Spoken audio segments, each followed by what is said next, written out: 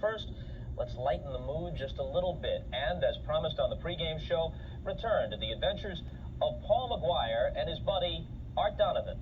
Fatso. Thank you, Robert. This is the second time I've had the opportunity to be with Art Donovan, and the last time we were together, I wanted to ask you this question. We just didn't have enough time to use it. You're living in Baltimore. The Colts left in the middle of the night. They're now in Indianapolis.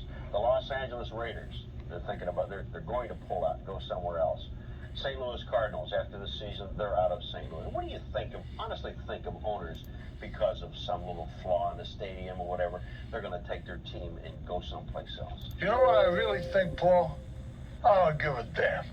Period. I mean, they're always knocking the players. They're no different than the players are. The owners, if a player would play for nothing, he'd let him play for nothing, wouldn't he? So the player's asking for $1 million, and if a guy gives you $1 million, you're going to play, right? I like that. And everybody here in Baltimore, you know, when the team left in the middle of the night, and they say, my God, what a catastrophe and everything else, that, you know, it was a happening. The team leaves. You'll always get another team. There's no doubt in my mind somebody will come here and play in Baltimore. A catastrophe is when some young kid dies of cancer or 6 kids get killed in an automobile accident. To me, that's really something bad. Good riddance to him. He left. Everybody didn't like him anyhow. I'm talking about the owner of the Colts. He was wacky. He acted like he got hit in the head with a hand grenade in the Second World War. So, you know, hey, more power to the people. I don't know. And when you played, I mean, you're talking about nuts and bolts, the nitty-gritty. Yeah. Guys playing in the mud. Now they play in these dome stadiums. But what I want to talk to you about this time, the rules changes. For instance, in the grasp. Oh, beautiful. In the grasp of what? They might as well put skirts on the quarterbacks, because how does the official know when the quarterback is in the grasp? The official, he controls the whole football game. A guy gets an arm on the quarterback, he's in the grasp. Another time they turn him around, he's like doing a dance, the pirouette or whatever they call it, and he says, no, he's in good shape, you know. I think that the whole game has changed. Now, big controversy. Big controversy. Instant replay. Yeah. You like that? Ah, it stinks. It takes really the play away from the official. He's got a tough job. He's got to call a play right now.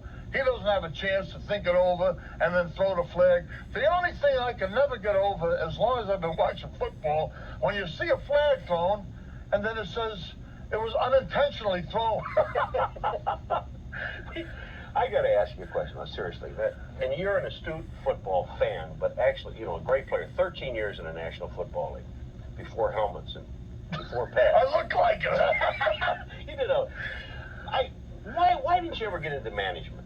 I didn't want to. Once I quit football. I mean, there's no reason why you couldn't have been the general manager. No, I'm not that smart. No, I've done all right. The only reason I've done all right is on account of my wife. She's pretty sharp.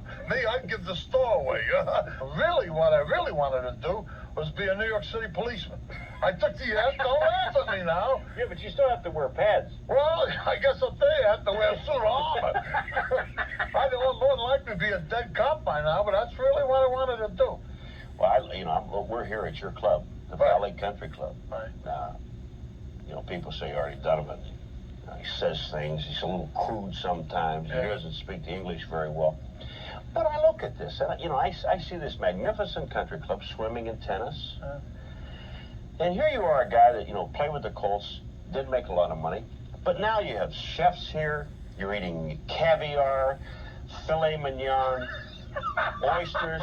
Wait a minute, I'm not the crab, giant lobsters. I mean, now you got it, and the guy cooking it for you. Oh, McGuire, I never ate any of that stuff in my life. All I eat is kosher salami, bologna, Italian cold cuts, cheeseburgers and hot dogs, and a case of beer, and let me alone. I'm fine. Caviar. Yeah, but you can't eat hot dogs and drink champagne. I eat hot dogs and drink beer. I'm a very simple fella. By the way, the Paul McGuire Art Donovan lecture series goes on the road shortly. I believe the first stop is Bryn Mawr. One more item to clear up. Fatso is the name of Art Donovan's autobiography, Selling Like Hotcakes. It is not my affectionate nickname for either one of the two fellows you just saw. Now let's go back to